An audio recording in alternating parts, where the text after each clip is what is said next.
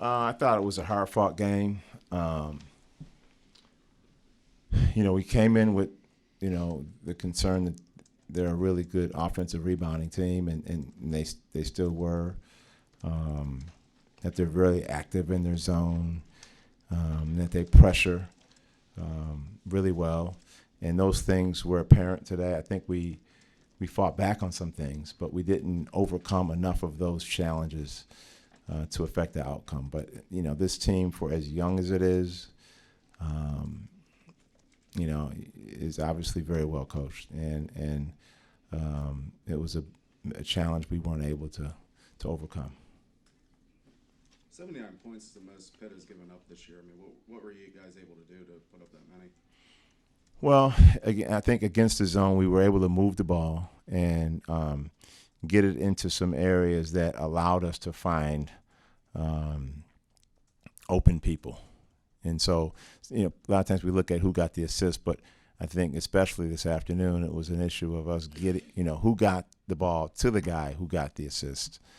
And they're so active in the zone that it's hard for that to occur. And today I thought we were pretty good at that, and we have really struggled against zone early, but I think we've gotten a little bit better.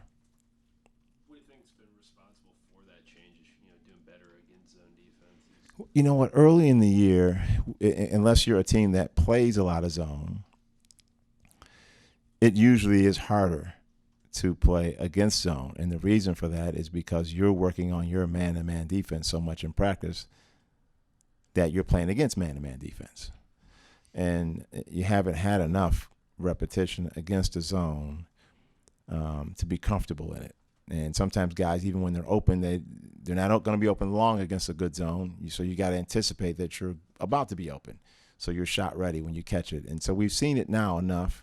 And it's interesting because if you're really good at the zone early, then you might not see it as much. We've been so bad. So what helped us today, that we were so bad against zone early on that people started playing it more. And the more they played it, the more reps we got at it. And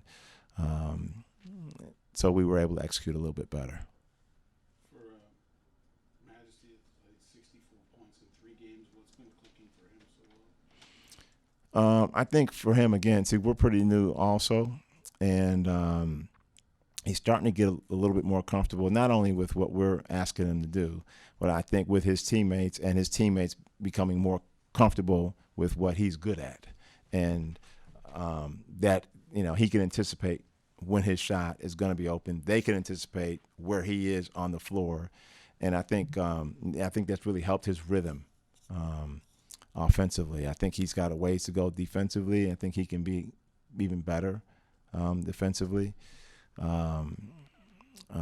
But it's he's kind of growing, and hopefully he'll keep going. Coach, you mentioned Pitt being a good offensive rebounding team. You guys actually beat them in the offensive rebounding battle, 17-13. What was working so well for you guys there? Was it just desire, or was it something you noticed with Pitt schematically? Well, the first part of it is desire. And the second part is anticipation. So we've had guys that have been standing around too much. Shot goes up, and they're kind of waiting and watching. And, again, some of it is, so if I'm used to playing with you, I know you're about to take that shot. When I'm not used to playing with you, you take a shot and I didn't know you were going to shoot it, then by the time I go, it's too late for me to get it. And it's hard, as much as we knew this, because we have a really new team. Half our team is new. So we've been trying to work on that and get as many repetitions at that as possible. You do all these drills, but there's nothing like being out there on the floor. So, we've been really stressing that a lot. And we're, it's not like we're just going this way with it, but we're kind of hopefully trending in the right direction. And hopefully we can be more consistent at it. Coach, how well do you know Coach Capel? Your thoughts about him rebuilding the program here? Well, I know Coach Capel very well. We worked together. Thank you for that question.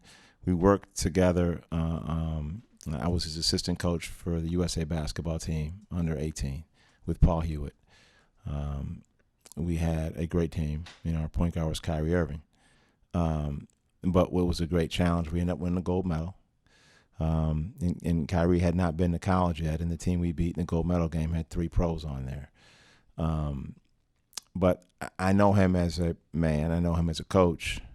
And I've been in practice with him every day for 18 days. So when you're in a training camp and you're cutting down a team, you get a chance to really talk about each other's values, talk about what works, what hasn't worked, things you would have done differently at different schools. We were at different schools then. We talked about, the things that led up to being to those schools. We spent a lot of time. We ate every meal together for 18 straight days. So when he took this job, I knew that it was a big challenge because I've been here to play Pitt before when Jamie was here, and we played Pitt on the road when Jamie was here. And I've been, an interested observer of Pitt basketball since Curtis Aiken came here. As I knew Curtis when he was like 7th grade. So when he took this job, I was excited for him, and I know that he will get his team. I know this, okay, that he will get his team to play above what they're individually talented at. So he'll get them because he's seen that, and he will get his team to play like you say. Well, he's got this guy's a 3-star, this guy's a 4-star. Once they as young as they are, and you can see that they're going to play better than what the talent indicates they are, and it will be. His team will be really a pain in the butt to play against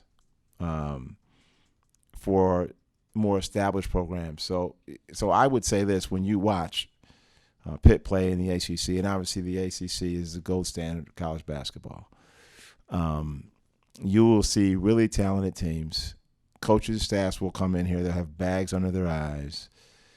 It will not be a pleasant experience, even after, if should Pitt's opponent win, they still won't be able to enjoy it because it's just going to be a pain in the butt for them. And because he's going to get his guys to, and the other coach is going to know this. This is not a secret about Jeff Capel. That you're going to know that those guys are going to be on the floor much better than anything you can prevent them from doing.